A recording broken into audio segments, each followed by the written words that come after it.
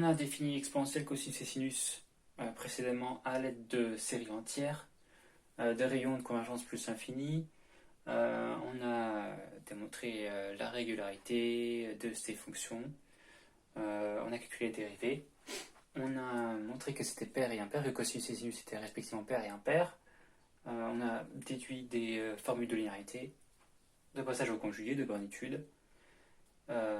Voilà, et ensuite on a considéré un plus petit zéro après avoir montré qu'il existait deux cosinus strictement positifs, et on a posé pi comme valant le double de ce plus petit zéro strictement positif.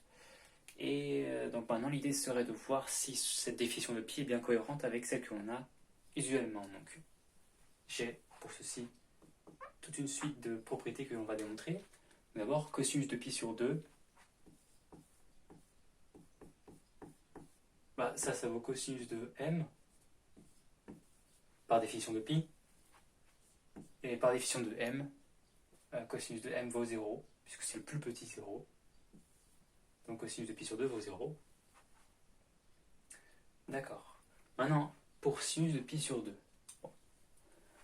On sait qu'en fait, sinus de pi sur 2 au carré plus cosinus carré de pi sur 2, ça vaut 1. Pourquoi? Parce qu'en fait, sinus de pi sur 2, c'est la partie imaginaire de exponentielle i pi sur 2. Ça, on l'a montré. Et ça, on a dit cosinus, c'est la partie réelle de exponentielle i pi sur 2. Donc cette quantité-là, en fait, c'est simplement le modulo carré de exponentielle i pi sur 2. Et on a vu que exponentielle ix en module valait 1 pour tout x appartenant à R, donc pour pi sur 2 également. Donc ça vaut, si vous voulez, le modulo carré de exponentielle i pi sur 2, ce qui vaut 1, puisque c'est 1 au carré. Voilà, donc ceci implique que sinus carré de pi sur 2 vaut 1, puisque le cosinus de pi sur 2 vaut 0.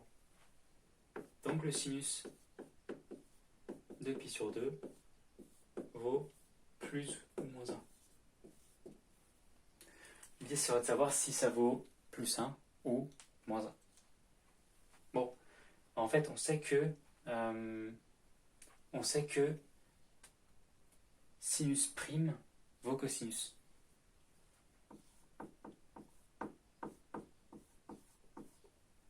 Sauf que cosinus, il est strictement positif sur 0 m, donc pi sur 2 si vous voulez. Puisque m est le plus petit 0 strictement positif de cos, cosinus est positif et continu, cosinus de 0 vaut 1 qui est strictement positif. Donc d'après le théorème des valeurs intermédiaires, cosinus est strictement positif sur l'intervalle 0 pi sur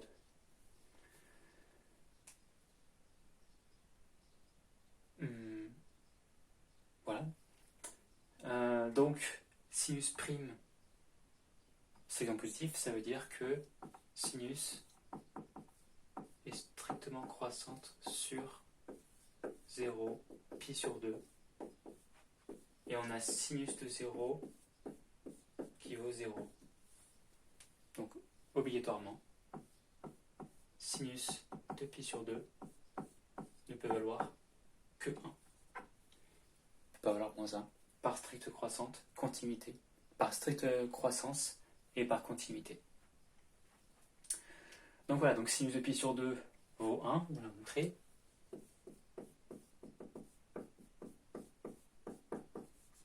Et maintenant, exponentielle i pi sur 2,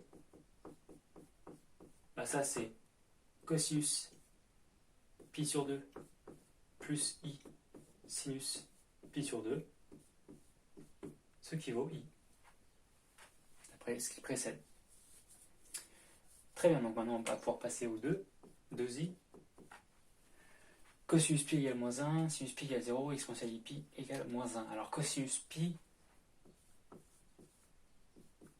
ça, c'est cosinus.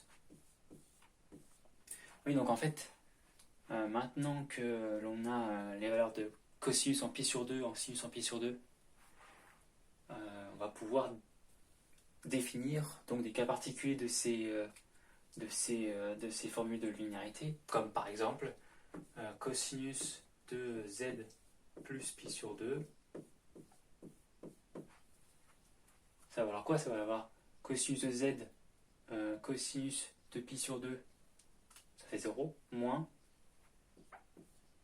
sinus de z, sinus de pi sur 2, c'est-à-dire 1.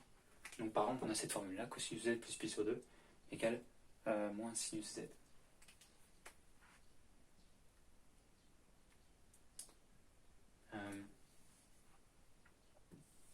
Comme on voit par exemple sur le cercle trigonométrique, là si on a z, là on aura z plus pi sur 2, et donc le cosinus de z plus pi sur 2, il faut bien moins sinus de z. Donc c'est cohérent. Ok, ouf. Donc également on peut déterminer d'autres formules de linéarité, avec par exemple sinus de z plus pi sur 2, tout ce que vous voulez. Voilà. Mais bon, en tout cas, maintenant qu'on a ces valeurs en pi sur 2, on a à peu près tout ce qui va suivre, grâce à ces formules de linéarité. Donc cosinus de pi, ça vaut, je vais effacer ça également, cosinus de pi, ça vaut cosinus de pi sur 2 par linéarité, cosinus pi sur 2 moins sinus pi sur 2, sinus pi sur 2. Donc en fait, bon, on a les formules visuelles finalement maintenant. Donc ça vaut moins sinus de pi sur 2, sinus de pi sur 2, 1. Voilà. Ensuite, sinus de pi, ça, de la même manière, ça vaut 2 sinus pi sur 2, cosinus pi sur 2. L'un des deux vaut 0. En l'occurrence, c'est cosinus de pi sur 2, donc ça vaut 0. Et ensuite, exponentielle pi, ça vaut cosinus pi plus i sinus pi, c'est-à-dire moins 1. Voilà, donc je vais les détailler si vous voulez. Cosinus pi plus i sinus pi, c'est-à-dire moins 1. Puisqu'on montrait que sinus pi valait 0 et que sinus pi valait moins 1. Très bien. Maintenant 3i. Cosinus de pi, pareil, par linéarité. Ça vaut cos carré pi moins sin carré pi. C'est-à-dire 1. Puisque cos pi vaut moins 1 et sin pi vaut 0. Ensuite, sinus de pi, pareil par linéarité, on a que ça vaut 2 sinus pi cosinus pi, ce qui vaut 0 encore une fois, puisque sinus pi vaut 0. Et enfin, exponentielle ipi, enfin 2ipi plutôt, cela vaut cosinus de pi plus i sinus de pi, c'est-à-dire 1.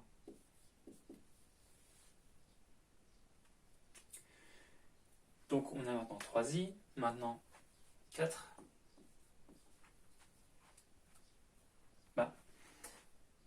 Regardons exponentielle i z plus 2pi. On va montrer que exponentielle z donne exponentielle i z et 2pi périodique, c'est-à-dire qu'on va montrer que exponentielle i z plus 2pi vaut exponentielle i z. Donc pour tout z appartenant à c, okay. Pour tout z appartenant à c, j'ai donc ceci. Donc ça, on a la formule de linéarité ici. Ça vaut donc exponentielle iz exponentielle 2pi. Bon, exponentielle de pi, je viens de montrer que ça valait 1. Donc ça vaut bien exponentielle iz.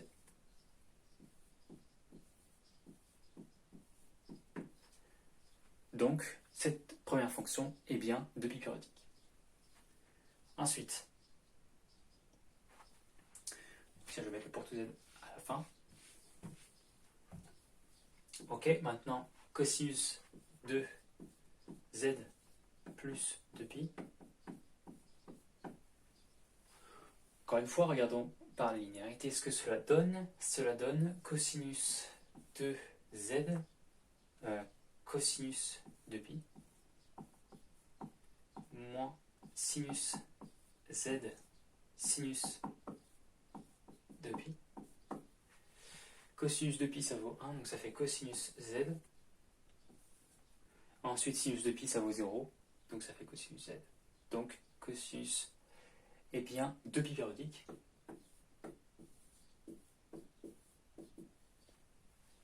Et enfin,